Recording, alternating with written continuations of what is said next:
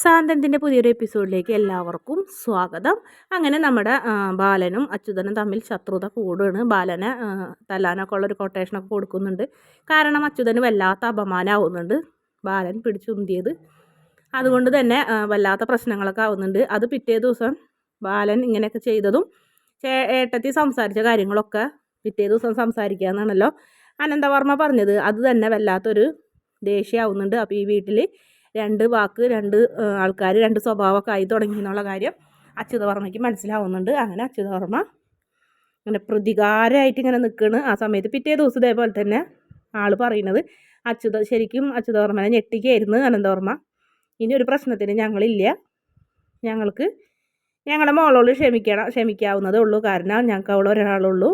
പിന്നെ അലോകിൻ്റെ വിവാഹം എൻ്റെ ജീവൻ ഉണ്ടെങ്കിൽ ഞാനത് നടത്തി തന്നിരിക്കും. പിന്നെ സ്വർണത്തിൻ്റെ കണക്കും നീ ഇനി അത് അന്വേഷിക്കേണ്ട. സ്വർണം നിൻ്റെ വിയർപ്പും കൂടി ഉണ്ടെന്ന് പറഞ്ഞിരുന്നു.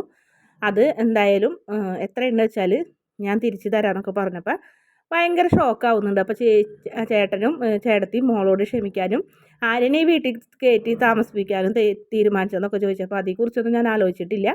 പക്ഷേ ഈ പ്രശ്നം ഇവിടെ വെച്ച് അവസാനിപ്പിക്കണം എന്ന് പറയുന്നുണ്ട്. പിന്നീട് ഗോമതിയുടെ ആഗ്രഹം മീനാക്ഷി എത്രയും പെട്ടെന്നൊരു അമ്മയാവണം എന്നുള്ളൊരാഗ്രഹം മീനാക്ഷിയോട് പറഞ്ഞതുകൊണ്ട് മീനാക്ഷി ആകാശിനോട് സംസാരിക്കുന്നുണ്ടായിരുന്നു. കാരണം അവർ തമ്മിൽ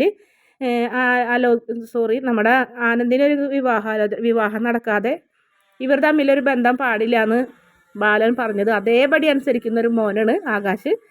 അങ്ങനെ ഒരു സംഭവം ഇവരുടെ ജീവിതത്തിൽ നടന്നിട്ടുള്ള കാര്യം ഗോമതി അറിഞ്ഞിട്ടുണ്ടായിരുന്നില്ല. പക്ഷേ ആകാശും മീനാക്ഷി സംസാരിക്കുന്നത് അങ്ങനെ നമ്മുടെ ഗോമതി കേൾക്കുന്നുണ്ട്. ഗോമതിക്ക് അത് വല്ലാത്ത വിഷമാവുന്നുണ്ട്. ബാലനോട് ഒരു വെറുപ്പാണ് തോന്നുന്നത്. കാരണം സ്നേഹിച്ച് കല്യാണം കഴിച്ചിട്ട് അവരൊന്നിച്ച് ജീവിക്കാൻ അനുവദിക്കാണ്ടാണോ ബാലേട്ടൻ ഇത്രയും നാളും ഇങ്ങനെ നടന്നതെന്നൊക്കെ ചോദിച്ചിട്ട് വല്ലാത്തൊരു വിഷമമാണ് അവരുടെ സംസാരം കേട്ടപ്പോൾ. കുറ്റബോധമായത്. ഇന്നലെ നാളെ മീനാക്ഷി അമ്മയാവും എന്നുള്ള ആഗ്രഹത്തോടെ ഇരുന്ന ഗോമതിക്ക് ഭയങ്കര ഒരു ഷോക്കായിരുന്നു അത്.